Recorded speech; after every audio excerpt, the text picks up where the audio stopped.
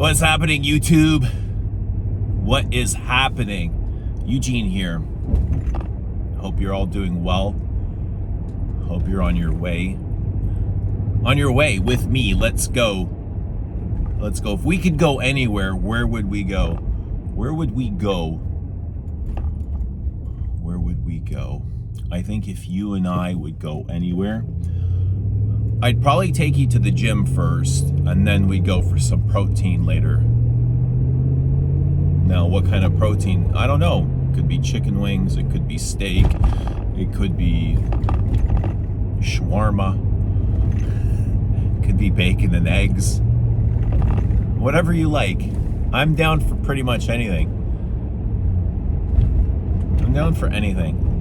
But I've got a cute little video for you today. Perfumes that I've been enjoying recently. I haven't done a top 10 fall or autumn weather list. So, but I mean, if I were to do one, some of these would probably show up. So instead of doing a top 10, which is probably already too late to do a top 10 seasonal list, I'll show you some of the things that I have been enjoying.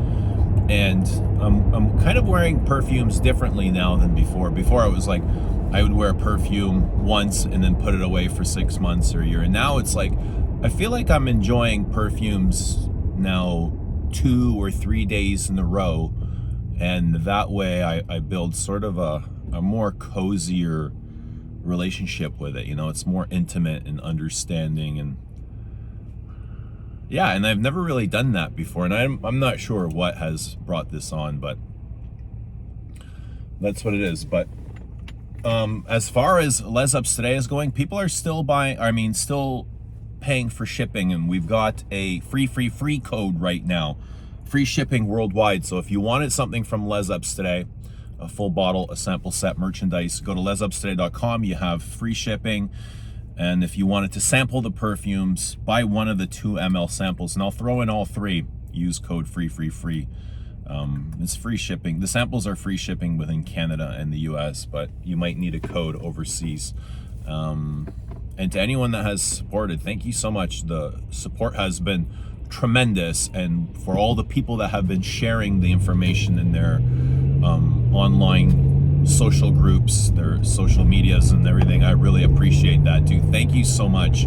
It has definitely helped, and there's no way that, you know, I could have sold so many sample sets on my own without your help. So I really do appreciate that. Thank you to everybody.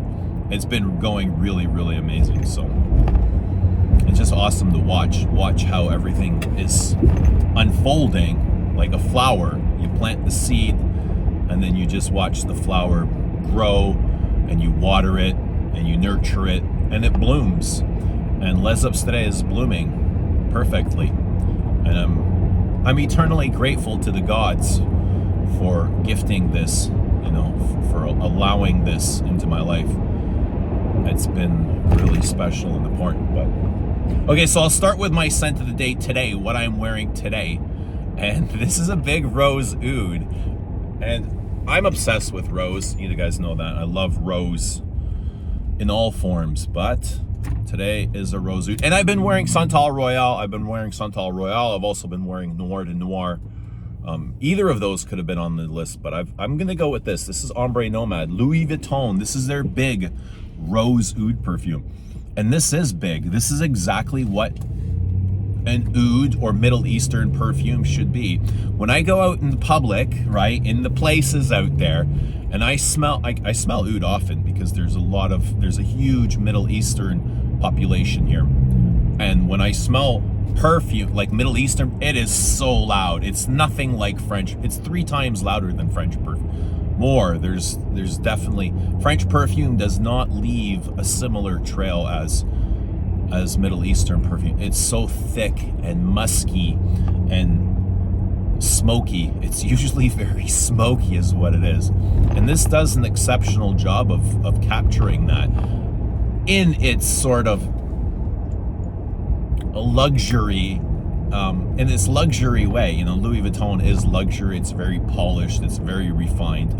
And this does that. This really captures the effect of a rosy, smoky, woody, vanillic oud. Let's put a little bit on. It's very sweet. I think it's like raspberry scented rose and oud. It's balmy and resinous and warm and smoky. Very smoky, like wood chips, like burning wood.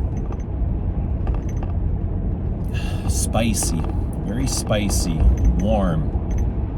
I think this is why I took this today, because it's cold. It's cold here. It's chilly. And I thought, what is going to keep me warm? And this is going to do the job. Ombre Nomad is going to do the job.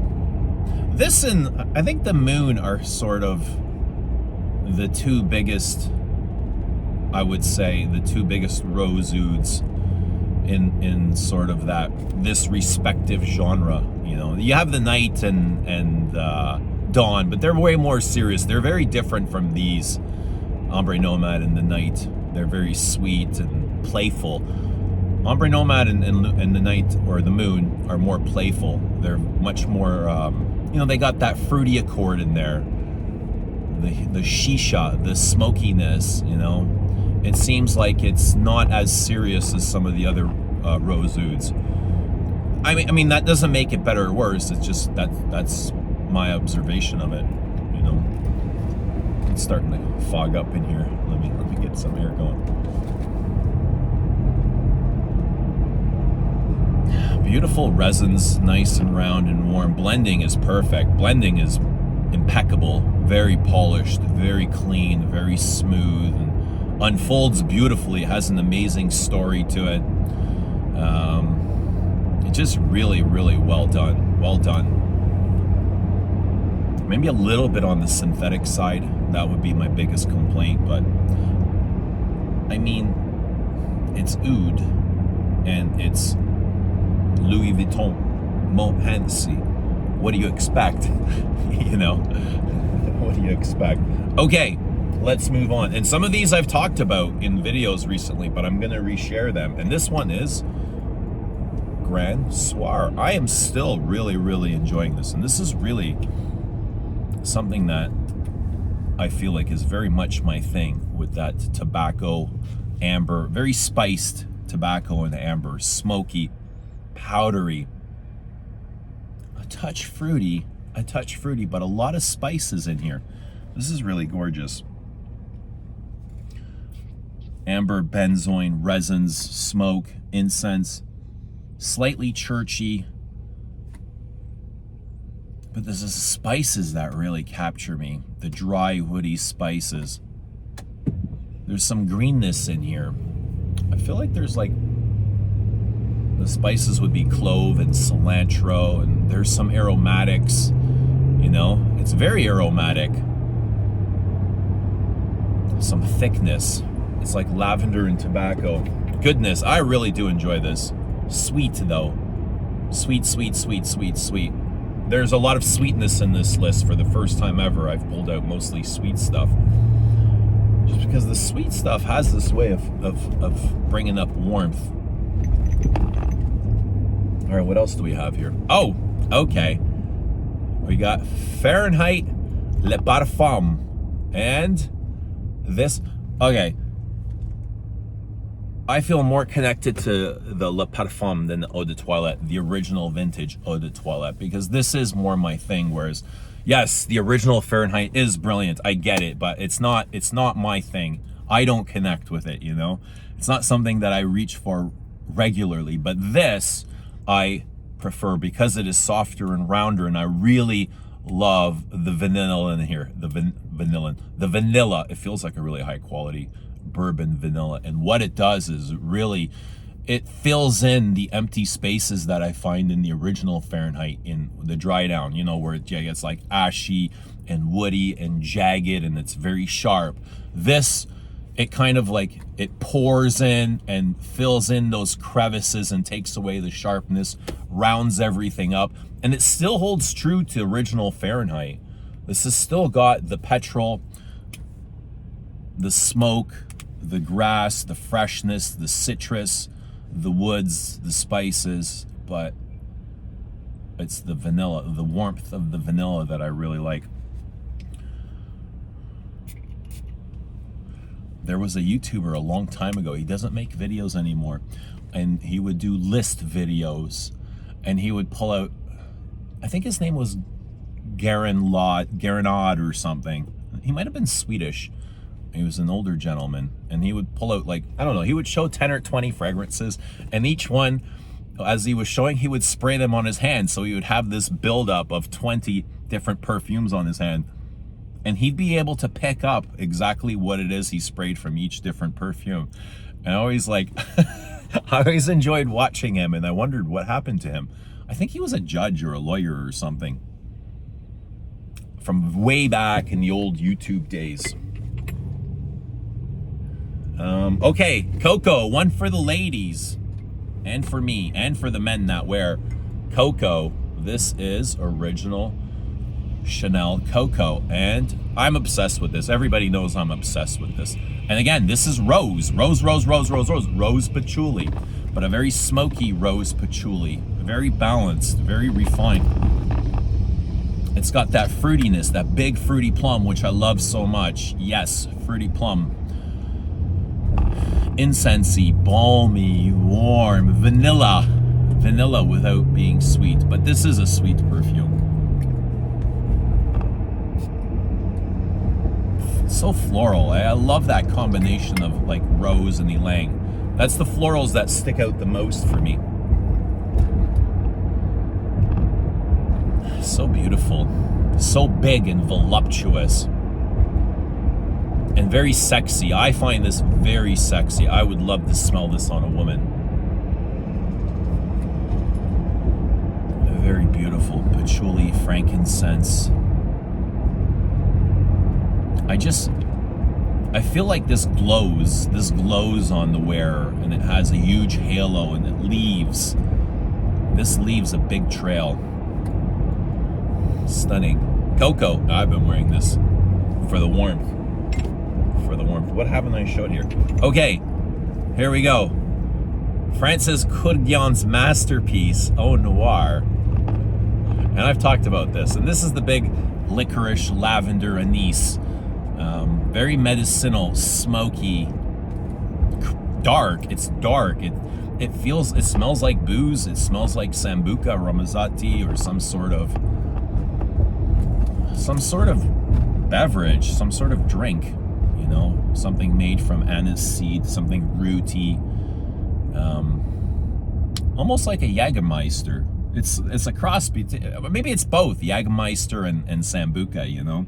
It has that very medicinal syrupiness, like cough syrup or something like that, you know. Very alienish, very different, but it's got that big amber in the base, which kind of brings everything together. Very beautiful, and spicy too. All those spices are what makes it's like spicy and rooty from the ground. Very beautiful. And I've tried the newest version of this, like briefly. It is different, but I would not be afraid of purchasing it and owning it. If I didn't have this, I would purchase that one. I would. It's a little bit different. It's probably not as aggressive, but I mean, there's a lot of aggression here. So do you need all that aggression? I don't know. If you like the aggression, get the green juice, the Hulk juice. But if not, go for the new stuff. And lastly, this is one of my favorites. This is Tonka Imperial. And this is always great for the warmth. Tonka bean. It's like, I love the way this unfolds. It's not just Tonka bean. Tonka's not one of my favorite notes. I like it as a side, as like a side dish. And that's, I find this to be true here. Even though it gets louder in the bass, in the beginning, it kind of starts off somewhere else, and it slowly introduces the Tonka bean. Unlike Fev, where Fev is a bombardment of the Tonka right from the beginning. It's just like, whoosh, have some Tonka bean, you know? And this is slowly introduces the Tonka, the vanilla, the benzoins, the resins, the dry, leathery hay facets, you know, the nuttiness. It's absolutely gorgeous. the tobacco, the lavender, is brilliantly. It's brilliant in keeping you warm. There's a lot of warmth in here. So these are pretty much all warm fragrances that I've selected. And there you go. We got Louis Vuitton's Ombre Nomad, Tonka Imperial, Chanel Coco, Fahrenheit Le Parfum, Grand Soir, and Au Noir. I've got lots more. I've got lots more lined up, but I didn't want this to go on too long. So there you go. Let us know what you're wearing to keep warm. Fragrances to keep warm. That's what we'll title this. Great idea. I'm glad you thought of it. Thanks for the suggestion. Let us know what you're going to wear to keep warm, and we will see you very soon. Until then, I wish you well.